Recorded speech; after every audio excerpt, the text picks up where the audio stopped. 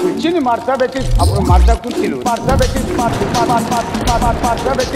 కుర్చీలు మార్చబెట్టి సంపద సృష్టించడం తెలిసిన పార్టీ తెలుగుదేశం పార్టీ. సంపద పేదవాళ్లకు పంచడం తెలిసిన పార్టీ తెలుగుదేశం పార్టీ. పేదవాళ్ళని కోటీశ్వరులు చేస్తాడంట రాబోయే కాలంలో.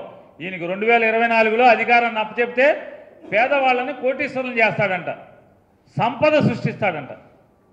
నేను చంద్రబాబు నాయుడు గారిని ఒకటే సూటిగా ప్రశ్నిస్తున్నాను. 1996 నుంచి 2004 దాకా మీరు ముఖ్యమంత్రి చేశారు. 2014 నుంచి 19 దాకా మీరు ముఖ్యమంత్రి చేశారు. ఎంతమంది పేదల్ని కోటీశ్వరులు చేశారు లిస్ట్ ఉందా?